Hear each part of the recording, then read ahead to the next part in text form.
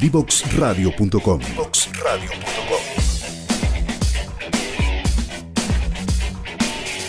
Conversaciones que simplifican lo complejo.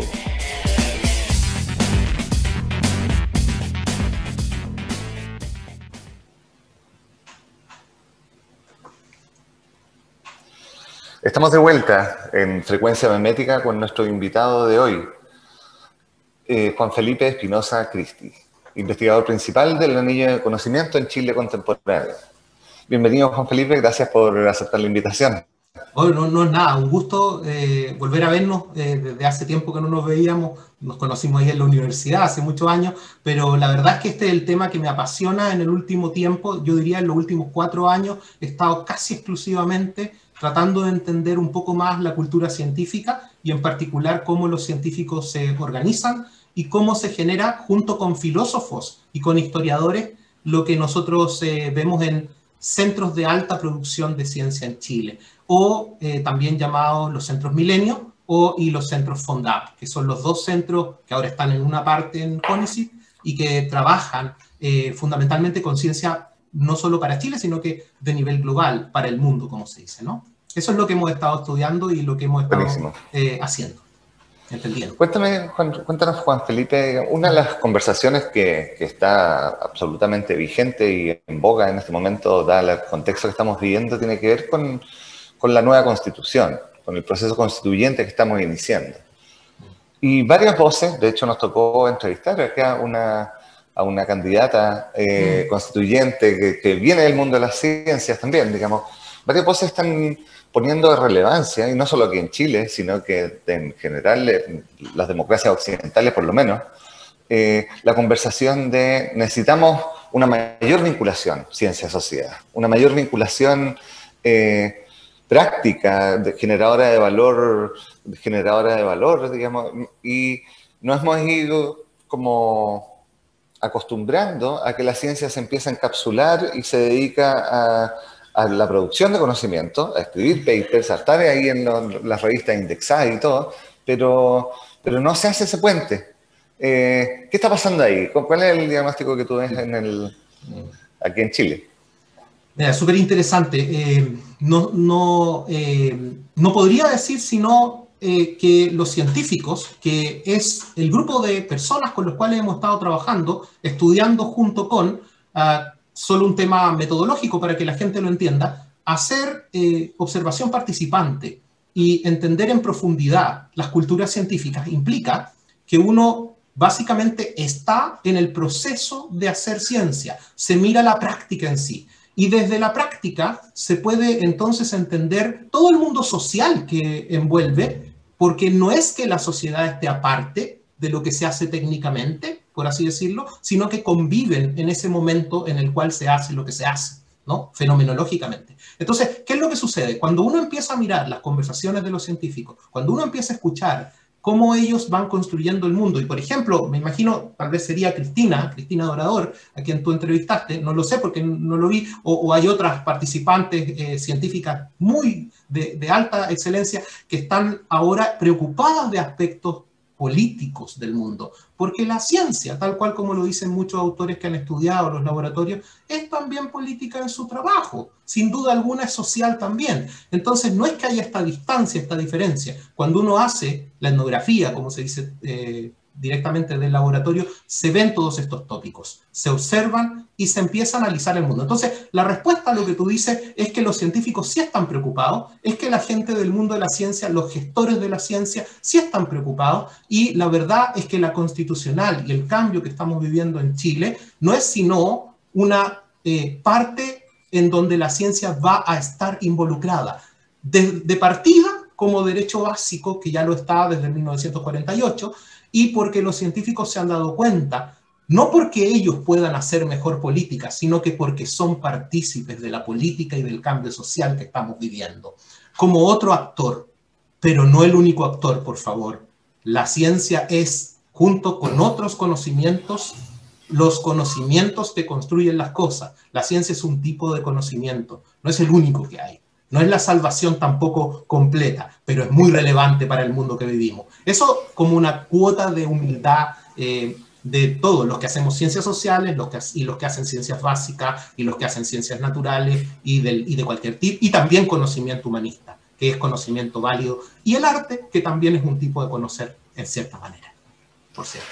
Juan Felipe, ahí como tú dices un par de cosas que me parecen súper relevantes y concuerdo plenamente, digamos. O sea, primero, no es que la ciencia esté separada de la sociedad, ¿ya? Y eso viene, si lo miramos como evolutivamente, más que esté separado, lo que tenemos es una dinámica social dentro de lo cual la ciencia opera como un nodo más bien cerrado, pero es una dinámica social completa, digamos, que la podemos mirar en completo. Y ese nodo más bien cerrado tiene que ver con los paradigmas desde los cuales se empezó a construir, los paradigmas desde los cuales se valoraba el conocimiento experto, el conocimiento de borde, que se encerraba de alguna forma en un cierto lugar hasta lograr, después de ese proceso, sacar el conocimiento nuevo. Pero en algún minuto las empresas también se dieron cuenta que ya no le bastaba con el científico del MIT en su laboratorio de innovación y desarrollo, y empezó a abrir la conversación, y abrir la conversación hacia todos sus stakeholders, proveedores, clientes, trabajadores, y decir como, ustedes son terminales nerviosos de esta sociedad, pueden levantar tensiones, pueden tener ideas, nos pueden aportar en eso. Y se genera un fenómeno en la industria, en el área de innovación, que empieza a jugar, a cambiar un poco el juego, digamos. Pero de alguna forma el mundo de las universidades y el mundo de la investigación dura sigue estando un poco como, para no decir separado de la sociedad, con esta dinámica poco permeable, por decirlo así de alguna forma. Entonces, como lo que yo veo es que nos estamos perdiendo valor en ese espacio. ¿Ya? Estamos perdiendo valor y tú en el café nos conversabas de las propuestas de Mariana Mazzucato, por ejemplo, como estamos perdiendo valor también al dejar que la ciencia, y eso me gustaría, ya te paso la pelota, al dejar que la ciencia corra por su lado sin una política de Estado también que teja ese vínculo, porque parte importante del vínculo ciencia-sociedad está puesto en el Estado y en el Estado emprendedor, como dice Mazzucato, digamos. Como, ¿qué pasa ahí en ese diagnóstico, en esa relación? ¿Cómo está? Yo creo que es súper importante entender estas teorías y estas aproximaciones que han tenido un efecto performativo muy fuerte en ya varios países, ¿no? E incluso que están trabajando fuertemente con qué sé yo, hasta los demócratas en Estados Unidos, ¿no? Hasta allá ha llegado Mazzucato, pero que en Inglaterra, incluso con el gobierno anterior, ya lo tuvo. Entonces, la economía no es una cosa sencilla de mirar sin entender que tiene un efecto en sociedad que puede ir más allá de solamente leer qué es lo que es necesario en la sociedad, sino que en sí la teoría de Mazzucato tiene un efecto, ¿no? Eso es algo que a mí me interesa. ¿Cuál es el efecto? El efecto, y con su brillante levantamiento de la historia de la innovación y que viene de un trabajo académico mucho más fuerte que ha realizado ella, es que efectivamente tener una misión puede servir. La pregunta que a mí me interesaría, con el trabajo que he hecho con los científicos y con el trabajo que hemos hecho en el anillo con los centros de investigación, es cómo participa la gente en esa construcción de misión. ¿Y por qué? Porque ahí llevo la pregunta a algo pragmático, algo concreto. No solamente decir, guiémonos por misión, eso está bonito, pero ¿y ahora cómo se hace? Eso es lo importante, ¿no? Entonces, y el cómo se hace tiene que ver con generar los mecanismos para, como diría una querida colega chilena que trabaja en Holanda, porque justamente no pudo quedarse en Chile a trabajar en estos temas, y ese es uno de los problemas que tiene la ciencia en Chile, que cuando se buscan cuestiones que son interdisciplinarias, por ejemplo, como diría Mazzucato, para hacer innovación no necesariamente o puramente radical, pero a veces progresiva, estas innovaciones deben construirse entonces con mecanismos de participación que permitan que los diferentes actores de la sociedad puedan construir esta misión. Sin duda alguna el Estado puede aglutinar, Sin duda alguna, por ejemplo, los objetivos que la ONU ha puesto para el desarrollo sustentable son el ejemplo a seguir. Por ejemplo, el 14 a propósito de los océanos,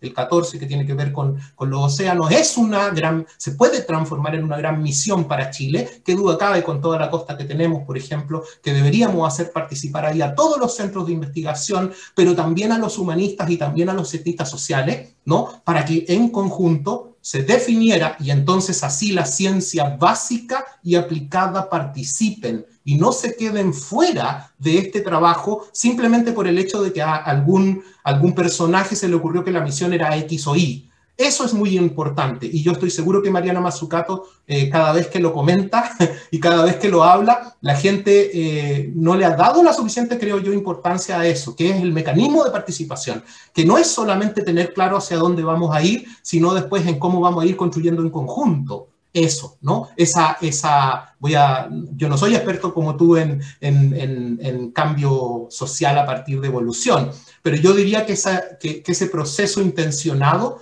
tiene que tener ciertas características que nos permite evolucionar como sociedad para ir construyendo esas misiones y esos proyectos más específicos que son ciertamente muchos de ellos muy inciertos. Y ahí es donde tenemos un problema con la economía vista como se ha hecho siempre, porque la incertidumbre no es calculable.